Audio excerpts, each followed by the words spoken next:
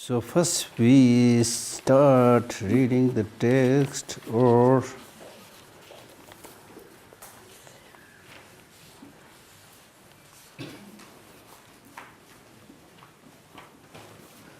I am so tempted to read this one,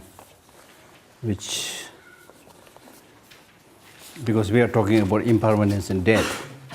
I wanted to read this one. If we have another session tomorrow, then we have time.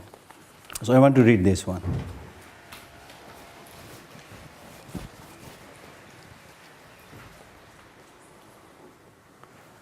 "12 life lessons from a man who has seen 12,000 deaths." 12 life lessons from a man who has seen 12,000 deaths. Not in a conflict or war, but he is caretaker of people who are dying, in Kashi and Ganga and things like that. So this is the story of that gentleman. So you just listen carefully. I'm tempted to read the whole thing. Listen carefully. It will be very, very interesting. And you can actually download this one. Download this one. 12 life lessons from a man who has seen 12,000 deaths. It's very interesting. So I'll read that. Rooted in the hearts of many Hindus is the belief that if you breathe your last in Kashi, that's Varanasi, you attain what is popularly known as Kashi Labh, or fruit of Kashi. That means you will achieve moksha, or release from the cycle of rebirth, impelled by the law of karma. That's their belief. That's their belief. So like for example, Ganga, I went there. Every day maybe they deal with the dead body of 350 on average. So people every day, believe me, right? So this is the same story with this Kashi thing. Don't close it completely, just leave it like that, so that if somebody comes, opens, doesn't disturb us. So Kashi, then there is a Bhavan, which is a house. Kashi Labh Mukti Bhavan in Varanasi is one of the 3 guest houses in the city where people check in to die. Check in to die. So what they are doing, that's very interesting. The other 2 are Mumukshu Bhavan and Ganga Labh Bhavan. Established in 1980, Mukti Bhavan is well known within the city and outside. Now the caretaker, this elderly man, Bhairav Nath Shugla, has been the manager of Mukti Bhavan for 44 years. He has seen the rich and the poor take refuge in the guest house in their final days, as they await death and hope to find peace. Shugla hopes with them and for them. He sits on the wooden bench in the courtyard against the red brick wall and shares with me 12 recurring life lessons. Everybody who comes there, what is their last wish? 12 recurring life lessons from the 12,000 deaths he has witnessed in his experience as the manager of Mukti Bhavan. So what are these 12? The first one is, resolve all conflicts before you go. That means before you die, resolve all conflicts. Right? So that means, and he tells just one story of one person, and this applies to many of us.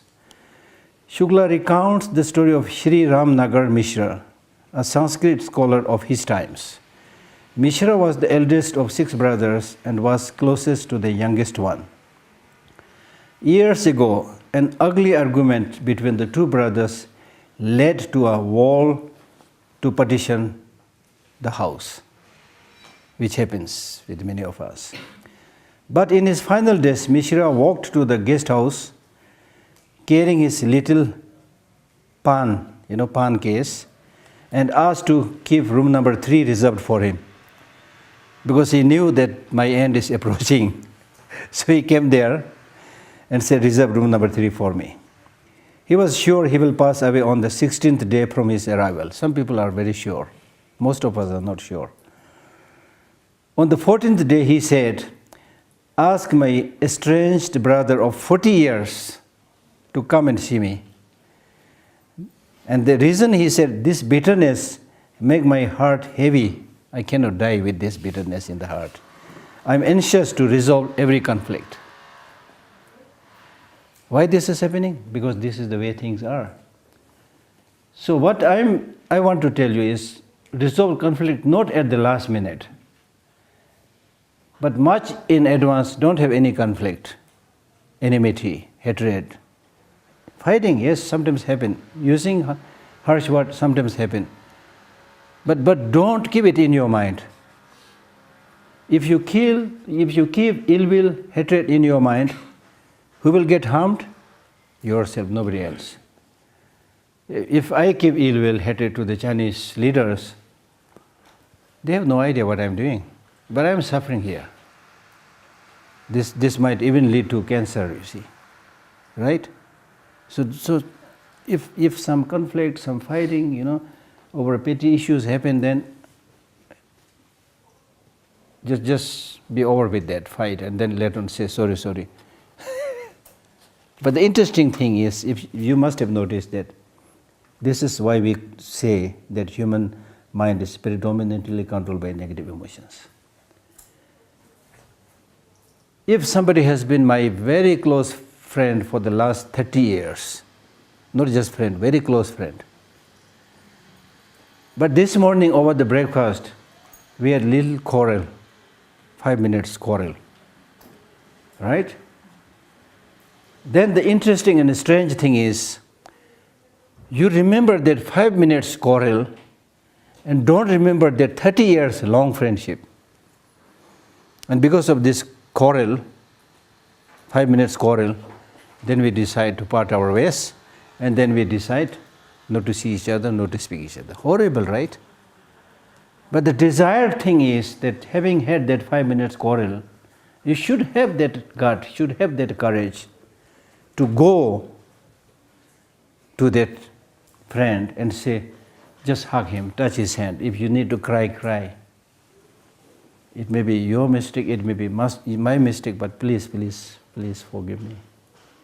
We have been like one person for the last 30 years, but what happened this morning was an ugly thing, If you are able to do that, you are really, really brave man, honest, important, you're an intelligent man. Then your friendship will be stronger. But how many of us are able to do that? This is just one almost like classic example.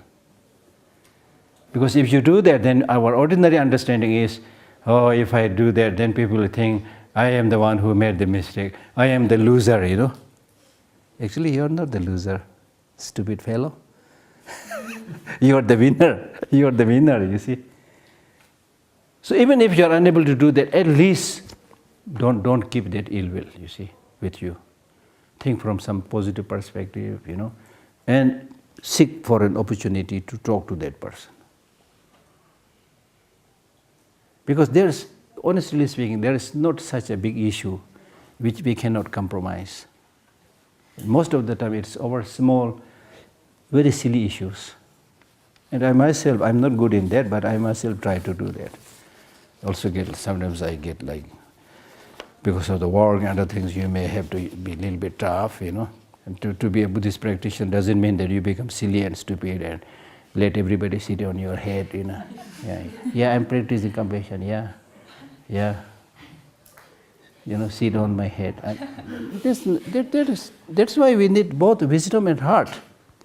Wisdom, heart should be there. Compassion should be there to everyone. But when you should apply it, how to apply it, that is judged by wisdom. So depending upon the situation. But one thing that I learned while working with His Holiness and in his office, and in the spirit of Buddhist teaching, I hope, is be compassionate and firm wherever it is needed. Be compassionate, but doesn't mean that you make yourself vulnerable. Right? Use your sense, use your judgment, use your sense of discrimination, and be firm and strong whenever it is needed. Right? Right? So, therefore, it is really, really important. Number one, not to let these negative emotions arise. If it happens, then what you need to do, remember this one very carefully. When it comes to doing something good, then the Buddhist teaching says it should be remembered, if possible forever, or much, much longer time. It should be like a carving on a stone. Even if the stone breaks, still the lines, the drawings will be there, the carving will be there in terms of virtuous practice. Even if you are unable to do that, at least it should be drawing on the sand or ground or earth, so that at least it will stay for some time. It should not be like drawing on water. As soon as you draw, it disappears. In the case of negative emotions, it should be the reverse. As soon as you get angry, things like that, then don't keep it in your mind. It should be like drawing on water. Finish, forget it. It was a bad dream. You are now awake. So why you keep on remembering that dream, right? And if that is not possible, at least like the drawing on the sand or earth, but not like carving on a stone. There are people like who had some misunderstanding, fight with somebody, then keep on remembering that. Oh my God. That will only torture you, not the other person. So for your own purpose and benefit, right? So, ask my estranged brother of 40 years to come to see me. This bitterness makes my heart heavy. I'm anxious to resolve every conflict. It's human nature, you don't want to go with some conflict, some misunderstanding, things like that, you see. And if you want to do something good, you really want to do it. If there is an opportunity just before your death. And I personally had encountered somebody doing good things. So there's no need to tell all the stories. So a letter was sent out. On the 16th day, when the youngest brother arrived, no, this is very touching. When the youngest brother arrived, Mishra held his hand and asked to bring down the wall, the partition, dividing the house. He asked his brother for forgiveness, very touching. Both brothers wept, and mid-sentence, they wept, and they were like talking a little bit. Before finishing that sentence, Mishra stopped speaking. His face became calm. He was gone in a moment, happily. There's no bitterness now, right? So this is good, but we should not have this kind of bitterness, first of all. Because you cannot make big conclusions, positive conclusions, or bring about great transformation just at the latest moment. What kind of death or what kind of experience or suffering you are going to face depends on how you have lived your life, not what you do at the last moment. But even then, this is very good. So this is just one example out of this, so many people, that he saw dying. So Shukla has seen this story, this is one story, seen this story replay in the case of many people, in many forms over the years. It will happen to all of us. This is what actually is happening with all these people who are dying.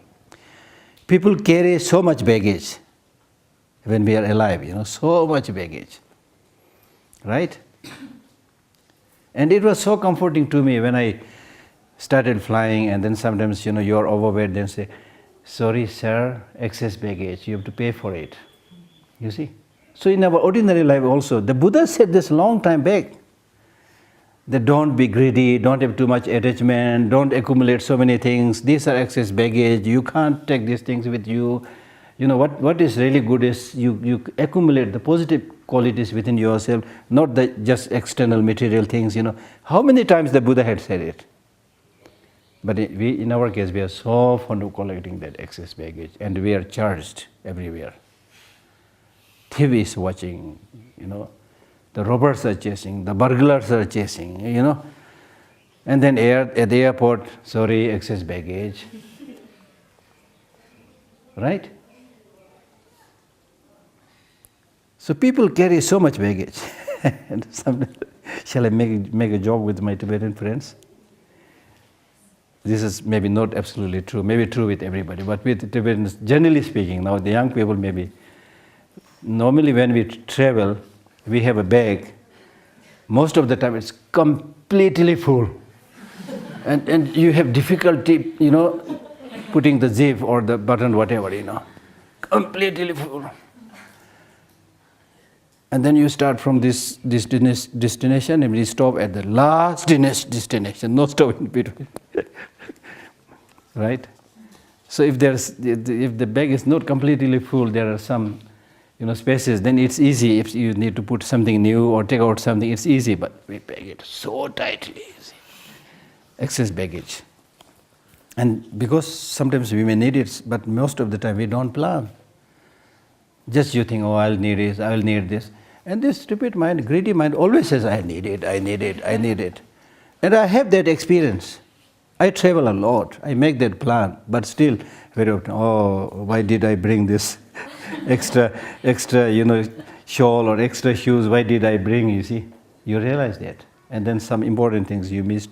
So planning for this life, for your travel, for the future life, planning is important. So people carry so much baggage unnecessarily, he says, all through their life, only wanting to drop it at the very end of their journey. Collect, only to leave it behind. Right?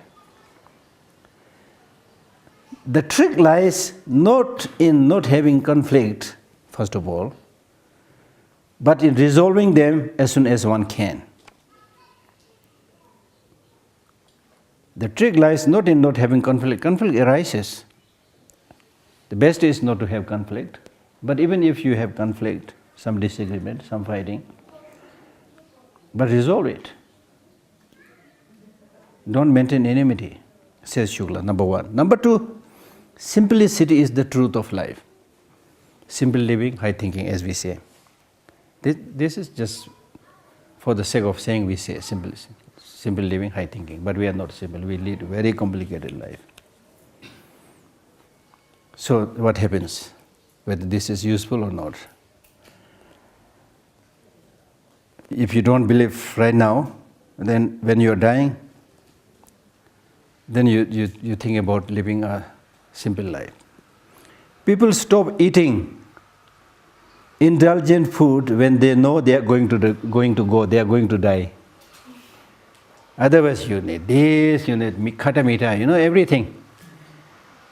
All kinds of things are now produced from the market. Heaven knows from what they are made of. We have really no idea. They mix these two, put different color. Now vegetables, fruits, many of them are now colored, dyed, to give you image of freshness. Recently, I watched a documentary where this very poor villager, he says, "Kya karun sir, karna padta hai. I'm helpless, I have to do this, I'm not able to sell my vegetable," you see. So they do that. And then the apples, even the apples that you buy in America and Europe, they are covered with candles or something like that. So some grease or something which you can really peel out. So very risky, very risky. But, so on the one hand, this kind of things are produced. On the other hand, we are so stupid, we keep on buying whatever is coming in the market. Right? But when you know you are going to die, then you don't worry about, luxurious food. Eating from a 5-star hotel. Then I don't need much, I just need very simple thing. People stop eating indulgent food when they know they are going to die. The understanding that dawns on many people in their final days, only at the final days. Wisdom comes only at a very late period of the life, not in the beginning. Is that they should have lived a simple life. That is the wisdom they get. Why the hell I have been doing all this? Why have I worked so hard, when I can't take anything, Then you realize, but it's too late then. They regret that most, says Shukla. I should have lived a very simple life. Because if you live this very intelligent, luxurious life, then you are compelled to adopt all kind of shortcuts for success. That's what we do. Cheating, corruption, exploitation, all this. Then at the end of the day, you regret. I have adopted all these false means, but what is it that I'm now taking with me? You regret, you see. Simpler life is not so much about you live a simple life, you might die tomorrow, not just that. Even when we are alive, if you live a simple life, you will have always more money and other things which you really can carry and use whenever it is needed. And you can also travel very easily, right? A simple life, as he explains, can be attained by spending less, number one.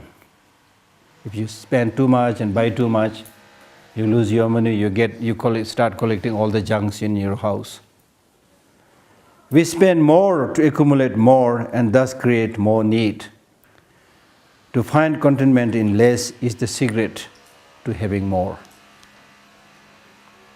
Number three, filter out people's bad traits.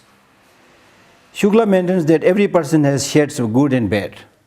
Whoever they are, your friend, your enemy, they have good qualities, bad qualities. So don't just focus on the bad quality. And don't just think that this particular person has that bad quality, so he's outrightly a bad person. Don't get that image. Every person has shades of good and bad, but instead of dismissing bad people outrightly, we must seek out their good qualities. Harboring bitterness for certain people comes from concentrating on their negatives only. You see? Yesterday, as I said, love minimizes fault. That means your family members, you love them, therefore you don't see any bad things in there. It's not that they don't have it. With others, because you don't have the love, you maximizes their shortcomings and faults, which creates bitterness. If you focus on the good qualities, though, you spend that time getting to know them better or maybe even loving them. Number 4, be willing to seek help from others. I think that's also very important for us, the Tibetan youths. Because you are not self-sufficient, you are not self-content. There are so many things you can easily learn if you pull the courage to go and seek wisdom and learn from others' expertise. Otherwise, if you try to learn something just by your own effort, it may take a long, long time and you may not get it. So it's important to consult, the learner, the expert, and seek their help. To know and do everything by yourself might feel empowering, but it limits one from absorbing what others have learned. Shukla believes we must help others, but more importantly, have the courage to seek help when we are in need. That we also get connected to many people, right? Every person in the world knows more than us in some respect, and their knowledge can help us only if we are open to it, if you develop this receptivity. Be receptive to other people's wisdom, other people's knowledge. He recounts the incident of an old woman being admitted on a rainy day back in the 80s. The people who got her there left her without filling the inquiry form. You got it? A few hours later, the police came to trace the relatives of the old lady, who they said were runaway Naxalites. Very interesting story. Shukla pretended, the caretaker, poor man, he pretended to not know nothing, and then the police left. When the lady's relatives, the runaway Naxalites, returned next morning, the Shukla asked the leader uninhabitedly, because Naxalites, they kill a lot of people, you see. Then said, he asked the leader uninhabitedly, when you can kill 500 people by yourself, why didn't you simply shoot your nanny and cremate her yourself? Why did you bring her here? He was upset, he was angry. What did you make me lie and feel ashamed? The grandson fell to his knees and pleaded for forgiveness, although he's a Naxalite, but in such a situation he fell to his knees and pleaded for forgiveness, saying no one amongst them is capable of helping his religious grandmother attain salvation, because they have all been engaging in all these destructive activities. But he respected that, and is the reason why he brought her to Mukti Bhavan. That's the only thing he can do, right? Number 5, find beauty in simple things. Okay, we talk about nirvana, liberation, which is not easy, but there's so many beautiful things that we experience in our life. Enjoy that, appreciate that. Mukti Bhavan plays soulful bhajans. He's not sitting there because he's caretaker of the dying people. He's not sitting there, sad, oh, another dead body will come, If he acts like that, he will never be able to achieve success in his professions. But so he tries to create that cheerfulness, sings bhajans, devotional songs 3 times a day. Now what happens? These people who come there to die, among them, some people, he says, whenever he sings these soulful bhajans, devotional songs, some people, they immediately, they may be walking or doing something, but as soon as they hear the bhajan and the devotional songs, they would immediately stop and admire a note or the sound of the instrument as if they have heard it before, as if they have never heard it before, even if they have. Did you get what I'm saying? They pause to appreciate it and find beauty in it. Did you get what I'm saying? This may be the same bhajan, same devotional song which you've heard 100. And people always sing this bhajan and devotional songs all the time, and other songs all the time. But the song is going on, but we are not listening. We are not listening. That's the problem. We never make progress. We always keep on seeing, but seeing what we want to see, not what we should be seeing. We are listening, but listening what we want to listen, not what we should be listening. Therefore, there's no change, no progress, no development. So even when you listen to a song, if you don't want to listen, don't put it on. It will not only not help you, but it will also disturb neighbors and things like that. But sometimes people live so funnily, probably to show they have a tape recorder or a television. Now these days everybody has television, everybody has a tape recorder. So if you want to listen it, to a volume or sound which you can hear, not disturb others. And if you are not in a mood to listen, don't even put it on. But if you put it on, listen carefully. Some of the songs are also very inspirational. It is also good for your brain and things like that. If you listen carefully, it strikes a note. There's a difference between just noise and song. Noise is just clatter of many things. There is no harmony, there's no rhythm. So it will not produce any positive effect. But if you listen to a song, which has this synchronicity, is different from a man who plays a guitar, who knows how to play a guitar, and the same guitar played by a monkey. The monkey can also produce sound, but that will not give you any music, right? So these songs, they produce beautiful melody or sounds or whatever. So it's also very healing. So what he is saying is, you call it meditation, you call it mindfulness, whatever you want to call it, be there. And I have met so many people, they seem to be watching a news there, BBC or CNN or Al Jazeera or whatever. I may be doing something else. Then afterwards I ask them, you've been listening to it, what was the news? Oh, something interesting. What interesting? Oh, very interesting. Good, nothing. The same thing happened. I asked many young people, not only young, but elderly people also. But I always ask young people, not elderly people. They could listen to His Holiness teaching, 5, 6, 3, 7 days teaching. Then I say, was it good? How was the teaching? Oh, very good, very good. In what way it is good? Tell me few things that you really learned, inspired. Oh, very good, very good. Nothing.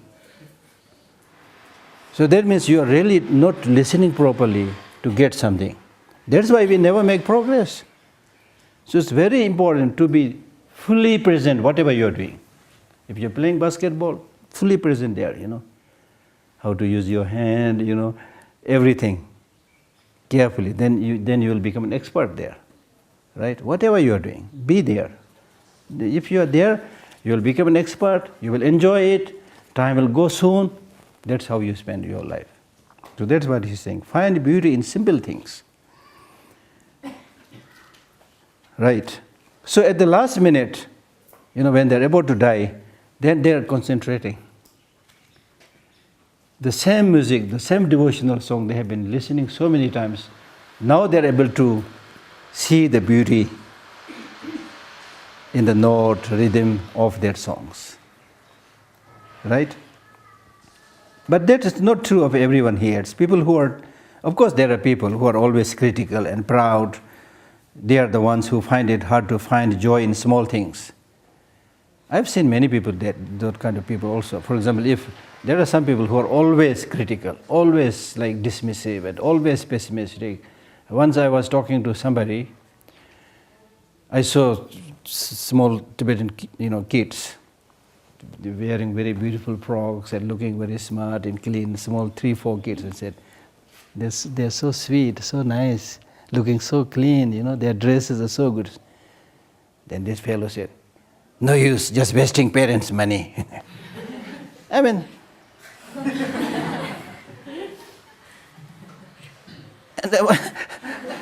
what is the use to develop such a negative attitude, you see? So that's what he's saying. Rejoicing is one of the most important Buddhist practice. If you see others doing practice, rejoice, wonderful. If you see others doing good things, inspire that person, support that. Wow, wonderful, can I help you?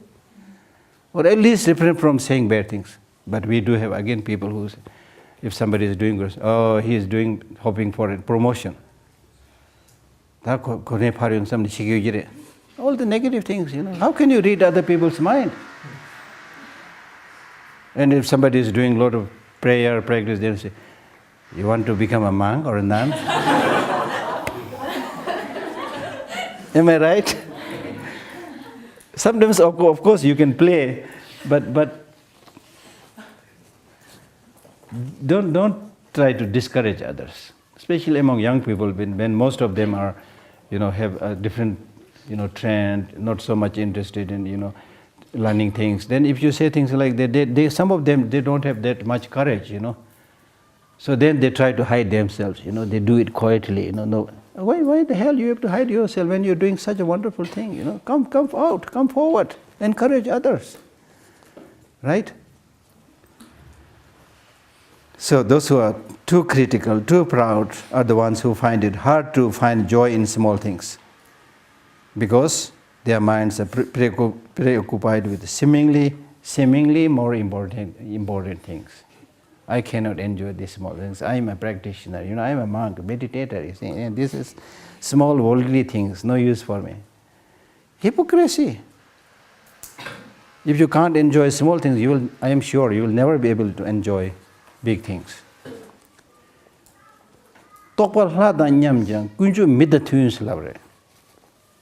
Your realization may be big like a Buddha, but behave normally. One of the most important practice in the mind training is Dumba Jula Rangsor Sha. Change your attitude, but behave normally. But most of us do the other way around. Never change the attitude, change the furniture. If you're a Buddhist practitioner, then try to come up with, Tibetan Buddhist practitioner, then try to come up with some Tibetan trappings and thangas and images and things like that. Yourself, the same stupid fellow. We are fond of updating the external and trappings. How many times we have updated our mobile phone? How many times we have updated our iPad? But when was the last time when you updated yourself? Right? So updating oneself is most important. Look at His Holiness. There cannot be a person who is more spiritually advanced, realized, compassionate like His Holiness. But he's never pretending that I'm somebody special. Somebody says, God, nonsense. Avalokiteshvara, nonsense. I'm simple Buddhist monk. You see? And always laughing, smiling, playing with small kids, That is the real person. And many people ask me, Geshe, you walked with His Holiness for 16 years. What is the one thing that you admire him most? I said, His Holiness's quality and knowledge is like ocean, That is at least what we believe. So it's not fair for me to say anything. But one small thing that I've noticed is he never pretends that he is special. He lives like a normal human being. That is, I think, is his greatness. Right? So, enjoy small things. Ta ina yang nawa chibo da parla nor years dinge sure da. Nawa chibo da parla nor years. That means being happy and being stupid. There is a difference. Nawa chibo yin se ne dene chang thong khanjung mechung che dene nyokda na na si. Ti parla se nawa chibo se homa. You can enjoy without leading to negative emotions, without leading to destructive results. What did it? Sixth, acceptance is liberation. Then that means whatever is the situation, accept it. Don't pretend. Most people shirk away from accepting what they are going through. This constant denial breeds in them emotions that are highly dangerous. The so-called pent-up energy, your inside is boiling, but you just put the lid. It's just like a kettle with hot water on a fire. How long you think that lid can stop that? It will start moving like an engine of a train. You see. So it's important not to, hide. This constant denial breeds in them emotions that are highly dangerous. Only once you accept your situation is when you become. Only once you accept your situation is. Only once you accept. I don't know how to read this. You accept your situation is when you become free to decide what to do about it. That means if you accept, own it, discuss with your friends, not with everybody, but reliable friends and also who can give you good advice. But otherwise, no point, even to your friends, don't share your problems, difficulties, if that person himself, herself has no capacity to solve you, It will bother them, but they have no idea how to solve it. And then the others, if you share it, then they will not guide you properly. They will make a big issue out of it. So don't share. Share it with people or parents with whom you can trust.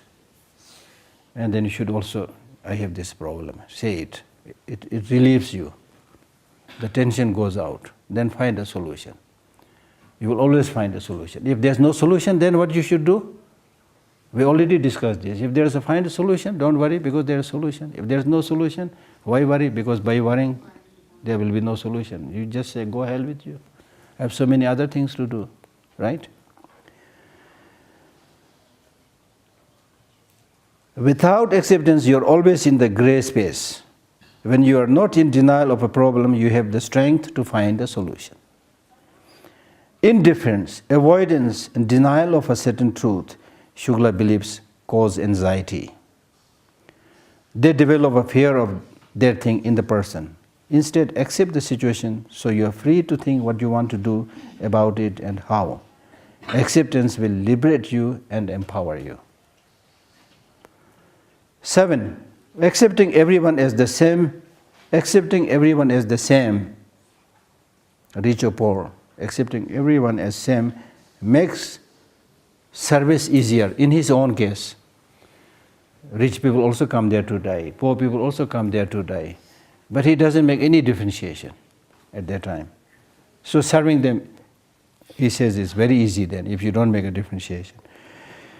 The secret to Shukla's unfazed dedication and determination towards his demanding job, there cannot be a job more demanding than that one, demanding job can be understood via this life lesson. He admits that life would have been difficult if he treated people who admit themselves to Mukti Bhavan differently, based on their creed, caste, color, and social or economical status. Categorization leads to complication. He is high, he is low, rich, leads to complication. And one ends up serving no one well. The day you treat everyone the same is the day you breathe light and worry less about who might feel offended or not, because you are honest. So make your job easier. In our life also, you see, people are people, you see. When you find your purpose, do something about it. Number one, what is your purpose? What is the purpose of your life? What is the purpose of your life? Huh? Did we discuss this? What is the purpose of life? To live a good life. Huh? Happiness. Happiness. Purpose of life is happiness. Happiness means not hi, he, who, but happiness means genuine satisfaction. When you do something truthfully, honestly, sincerely, then there is genuine satisfaction. Then you have that genuine satisfaction is called happiness. Right? When you don't do anything truthfully, honestly, but do things just to get money, cheat and engage in corruption, things like that, you may become rich. Right? But there is no satisfaction because there is andar mein darar pad gaya. Because there is gap between what you say, what you do. Gap. Then you will have to lead what we call as split personality. Right? A lot of people, Shukla says, So the purpose of your human life is happiness, number one. But even otherwise, you have many other purposes. Do you have different purposes? Different objectives? If you have, you need to identify that. Number one, which one is your purpose? If having identified your purpose, it's enough to have a goal, but it's important to approach that goal. It's important to actualize that goal. Right? To have awareness about one's calling, whatever is your purpose, is great. That's good. If you have a purpose, if you have inner calling, that's good. But it's good only if you do something about it. Otherwise, you will be daydreaming. Vision, to have vision is important. To have purpose is important. But vision without action leads to nightmare. Many people ask me, Geshe, what is your next project? Do you have a vision? Yeah, I have so many visions, but I don't try to have too many visions, because visions without action leads to nightmare. Right? So action is very important. In Buddhism, we repeatedly talked about ignorance as the root cause of suffering, but in our ordinary life, much of the sufferings that we are experiencing are due to lack of action, inaction. बोलने से नहीं चलता, करने से होता है ना? Action. A lot of people, Shukla says, know their purpose but don't do anything about realizing it, making it come to life. Simply sitting on it is worse than not having a calling in the first place. Having a perspective towards your purpose will help you measure the time and effort you need to dedicate to it, while you are caught up in what you think you can't let go or skip. Take action on what truly matters. Especially for us, the Tibetans, we really need to work hard. We need to do, not just talking, not just making slogans. And what you need to do? Get good modern education, good traditional education. And then more importantly, you should learn to use your common sense. Learn to think by yourself. You don't need to follow everybody like that. Of course, there are certain things we need to learn from other people, certain philosophies or teachings we need to learn. But the most important thing is, you don't just let yourself completely brainwashed, right?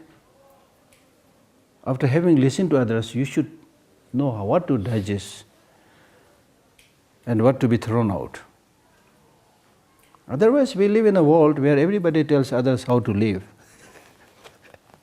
Everybody wants to make a photocopy of you, to make you a photocopy of themselves. The parents tell you, you do exactly like this, you follow this. The teachers tell you exactly do like this. The philosopher tell you, you do like this is the best, things like that. But you should think. You should be able to see how good it is, how useful it is, how nonsense it is. If it is nonsense, you have every right to reject it, but not without thinking. So find the truth for yourself. That is why one of the most important teachings the Buddha gave us,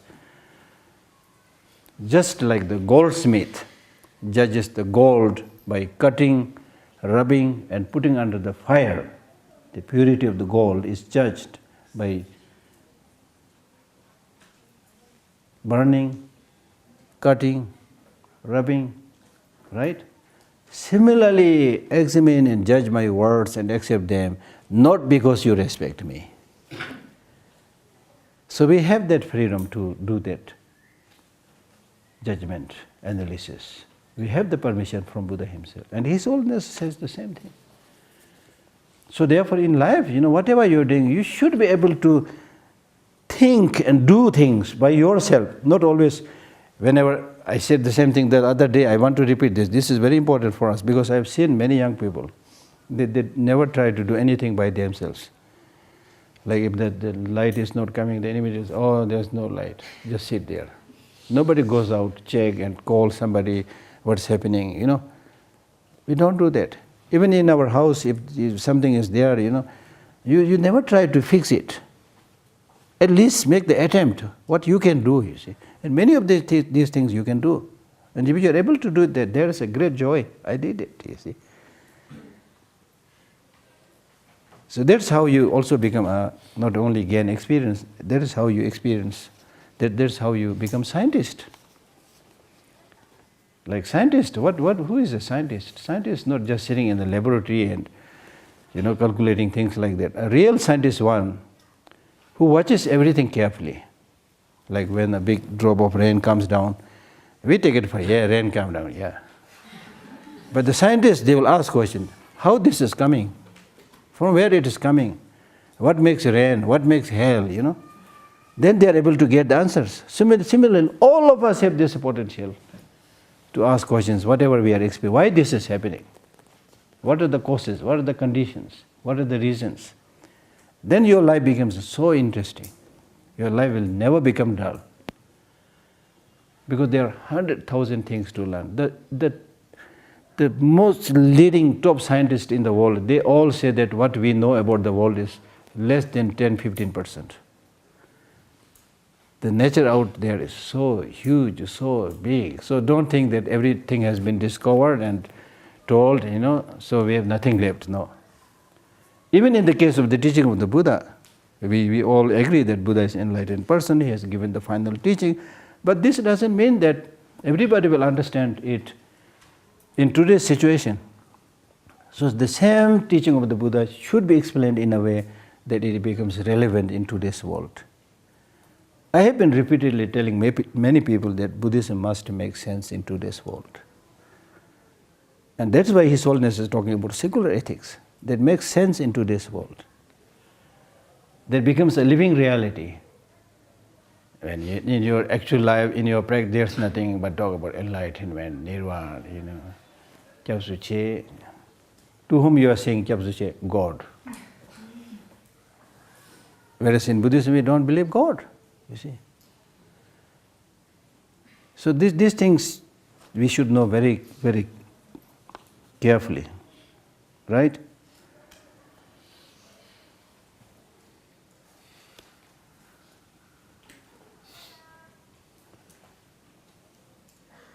Then number 9, habit. I've been talking about meditation. Meditation means adopting and forming certain habit, right? So he says the same thing. Habit becomes value. Habits become values. Shukla recommends cultivating good habits. No, it's not just Buddhist teaching, He says this based on his ordinary experience. Shukla recommends cultivating good habits. Cultivating good habits.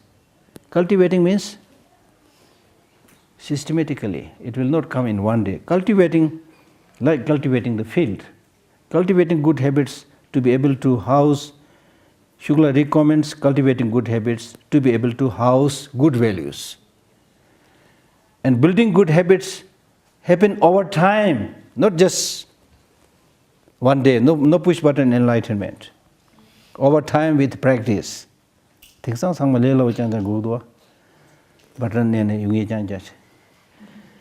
like building a muscle.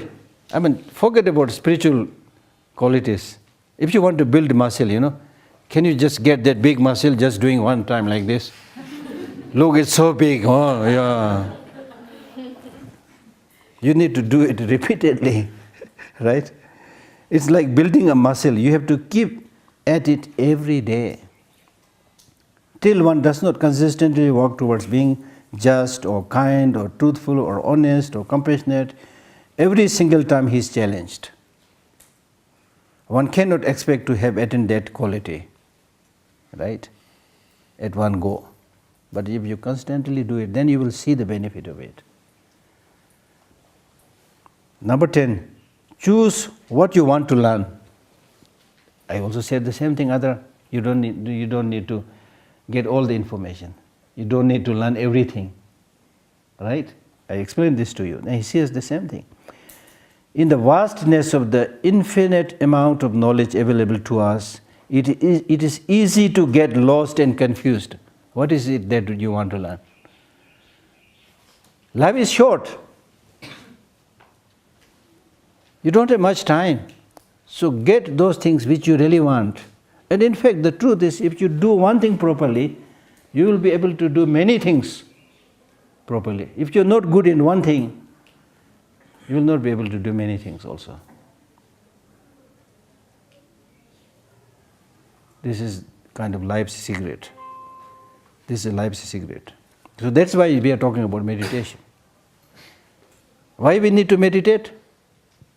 Instead of meditating means sitting. Generally speaking, of course, you can meditate while walking also, but generally speaking, meditation means sitting in a quiet place, in a place of solitude. So people might ask the question, why the hell is teaching? Today we live in a very busy materialistic world. Everybody should be running hither and thither to fulfill their profession, work and things like that. How can you afford to sit there doing meditation? The way to achieve things, the way to achieve success is running, pushing, talking to people over the phones. How? Like that. But it was few teachers like Buddha, he said, no, it's not by running you will achieve. It's by sitting and planning and thinking, getting organized. And we do use this word, get organized. Meditation means getting organized. Removing the clutters in the mind, planning. When you sit down and think calmly, we live in a confused world. Everything is in a clutter, you see. Complicated. So those complications, those confusions, you can remove only if you think properly, slowly, carefully, then you find the solution. You cannot find the solution just by running around, I have seen this many times, people don't plan, and then suddenly they rush. Oh, time is, If it is, the office is at 9, then you should know this is 9. And start moving from your house a little bit earlier so that you don't have to rush. But most of the people, they don't do it. And many people even die due to accident because, if you come late, you will be fired, you see. So we don't plan, you see. So it's important, first of all, to remove any confusion. You need to plan. This reminds me the encounter between Buddha and Angulimala. Angulimala was a murderer, very famous murderer. He promised to his wrong teacher that he will kill 1,000 people, right? 1,000 or 100? 1,000. Huh? 100? Are you sure? Sure, Siddhyantism says that. So anyway, 100, I think 100 probably. I also don't know. So around 100, I think. Because this is, the drawback, disadvantage if you meet a wrong teacher. The wrong teacher is supposed to have told that person, if you kill, sacrifice or kill 100 people, then you will achieve such spiritual realization. So he started killing. Every time he kills one person, he chops one finger and makes a ring out of it and wears on his neck. So he was looking for the last person. So because of certain miraculous power by the Buddha, on that day no one was visible around. And Buddha intentionally appeared himself, visible near Angulimala. Then Angulimala started chasing him. Buddha was walking slowly, but somehow he could not catch up with Buddha. Then he shouted, saying, "Don't you realize who is chasing you?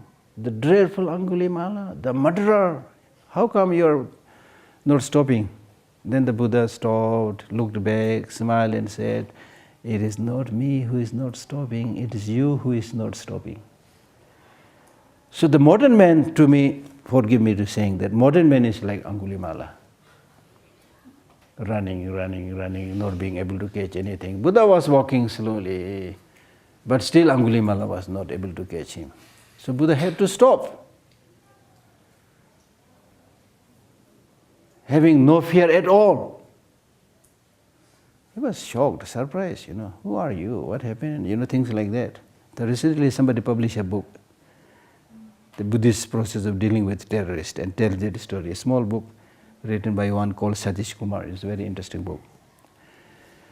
So anyway, what I'm trying to say is, much of the modern diseases like loneliness, depression, low self-esteem, 100,000 things, indigestion, all this is because you are not settled, You are not settled. You are not at peace with yourself. In the Tibetan medicine is again based on Tibetan Buddhism. Lungti pekin sum yungsa di doja khena demo sum. La thug yore sigdwa. So therefore, the imbalances in your elements, in your body, is created by a disturbed mind, unhappy mind. One of my favorite citation that I recite is from the 7th Dalai Lama. He's written, very beautiful writer.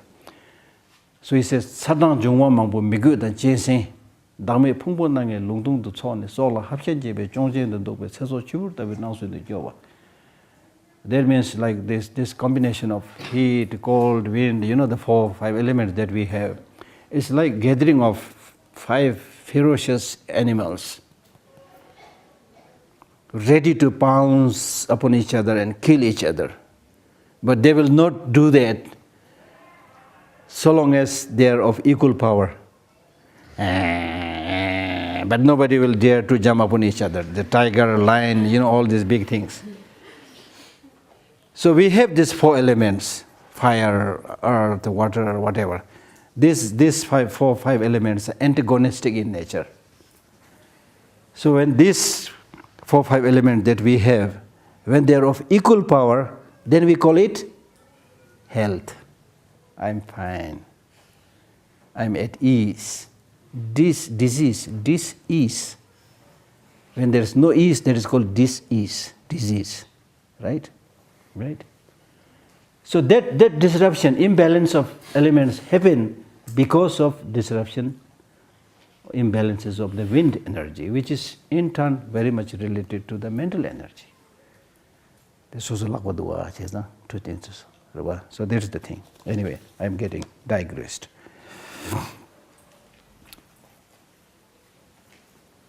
So in the vastness of the infinite amount of knowledge available to us, it is easy to get lost and confused. The key lesson here is to be mindful of choosing what you deeply feel will be of value to you. He says, People might, other people, you have to choose, that's what he's saying. Other people might impose subjects and philosophies on you because it interests them. And while you must acknowledge their suggestion, he's not saying you don't listen, you must acknowledge their suggestion, but the wise thing to do is delve deeper into what rejoices your own heart and mind. Don't accept everything. So with a smile on his face, Shukla says, in the last days of their life, a lot of people, when they're in such a difficult situation, in the last days of their life, a lot of people can't speak, they can't walk, can't communicate with others with as much ease as they could earlier. So they turn inwards. See, when almost everything is failing, if you just go and, oh, you are dying, I'll give you $1,000, he'll show no interest. And that's after which we have been running throughout our life, money, right? But at that time, at that difficult situation, money is of no interest to them. I heard the story of one elderly Indian. Somebody tried to blackmail him. Then he said, look at my hair, look at my wrinkles, about to die. Still you think I will engage in such corruption? Of course there are people who do that, but some people are quite good enough to get their senses, you see. So then at that difficult moment, naturally they turn inwards. So if you're somebody who has been practicing these things for a long time, when you're alive and healthy, then you have all these resources ready to come out. But otherwise you turn inward, but there's nothing much. And start to remember the things that made their heart sing once. Even if an ordinary person, when you turn inside and when you remember that you, on such and such occasion, you did something good, then they feel happy.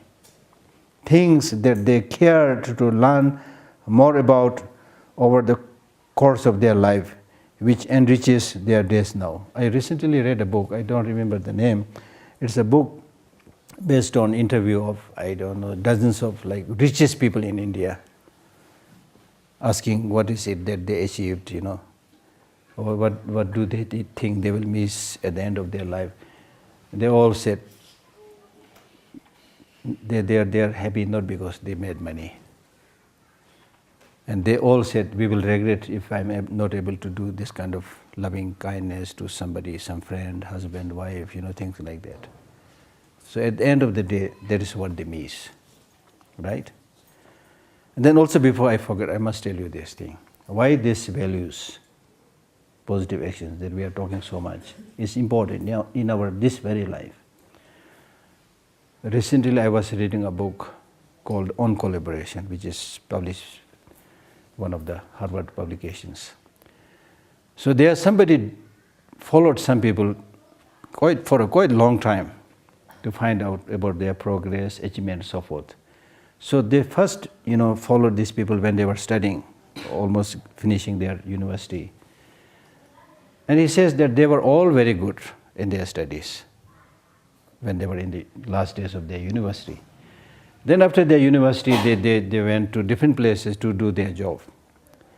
Then this researcher, they followed them, how much success now they are achieving. Now this is very interesting. And he found that those people who continue to work honestly, truthfully, faithfully, sincerely, at the same time, keeping good connection with their families, with their friends, showing love, showing affection, these people rose higher and higher and very successful. Their success was very stable. The others who were just thinking about more money, more post, more, and forgetting, not talking so much about their family members and friends, communication with the rest of the society. Many of them landed in prison for 1 week, 10 days, whatever. And some of them completely, they divorced from their husband, wife, whatever, you see. This is based on the recent research, you see. So therefore, we are not saying that you do this so that you become a good Buddhist. Not just that. For our own peace and happiness and success. Right? Number 11, you don't break ties with people. Oh, sorry, I'll quickly read. You don't break ties with people, you break ties with the thought they produce. You don't break ties with people means normally, we stop talking to somebody, there's disagreement between husband and wife, brothers and sisters, things like that, But if you think carefully, you are not actually breaking the ties with the people, honestly speaking. You are breaking the ties with the thought they produce. Mostly it is, unfortunately, disagreement over certain ideology. You can seldom distance yourself from people you have truly loved, because that love is basically there, connected with in some way. However, in any relationship, along the way, certain mismatch of ideologies cause people to stop communicating. So he's saying this is stupid. Right? This never means you are no longer associated with that person, if you think carefully. There's the same person you loved once. Right? It simply means that you don't associate with the dominant thought that person brings with him, her, and to avoid more conflict, you move away. The divorce, Shukla affirms, is with the thought and never with the person. So to understand that is to unburden yourself from being bitter and revengeful. Right? Last number 12. 10% of what you earn should be kept aside for Dharma. So bring all your money to me. 10% of what you earn should be kept aside for Dharma. You give it to me and I will use it for Dharma, okay? I mean, Dharma means good practices. He says, Dharma Shukla doesn't define as something religious or spiritual. Instead, he says it is associated with doing good for others and feeling responsible about that. Don't use all your resource money just for eating, clothing, and not contributing anything to the goodness of the society. And especially in the Tibetan society, we need to have more people who have the resources, human resources, material resources. Right now many of us may not have, but we will have those things also slowly. Even a tiny percentage, that will help. Right? So he says it is associated more with doing good for others and feeling responsible about that. A simple calculation, according to him, is to keep 10% of your income for goodwill. Many people donate or do charitable acts towards the end of their life, which is good, but too late. Because now when you are dying, then you can't take anything. So it's not so great to give anything, but still good. But there are many who don't do that, then people fight over their wealth. Right? Many people donate or do charitable acts towards the end of their life because death is hand on them. In their suffering, they begin to empathize with others' suffering, so they donate. He says those who have the companionship of loved ones, the blessings of unknown strangers, and all-encompassing goodwill of people, by doing these things, if you have these things around you, companionship of loved ones, the blessings of unknown strangers, and all-encompassing goodwill of people, if you have these things around you when you are dying, when you are having difficulty, then you exit peacefully, gracefully. You are very happy. That is possible when you don't cling on to everything you have. As I said earlier, or I think yesterday, having property is not the problem. Having money is not the problem. But clinging onto that is the problem. Grasping onto it is the problem. Having body is not the problem. But misreading your body, grasping and clinging onto that body is the problem. That's possible when you don't cling on to everything you have and leave some part of it for others. Right? So I thought I hope this reading is not wasted of time, because this is actually happening in our real life.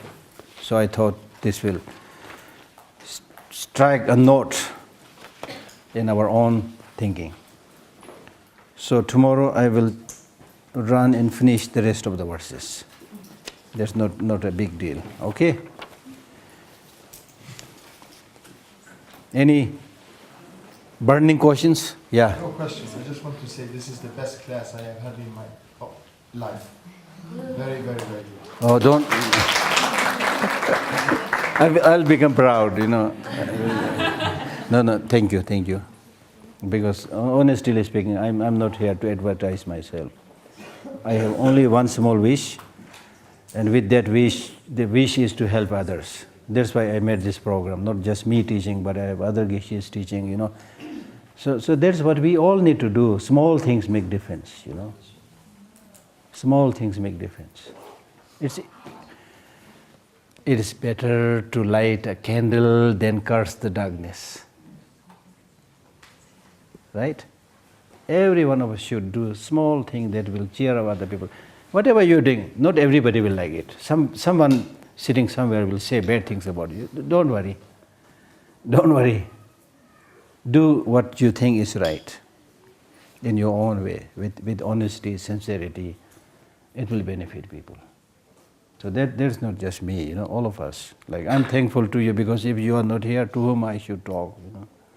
I'll be sitting there in my own room, feeling depressed, nobody to talk to. But now you so many people, you know, I can talk to. Thank you.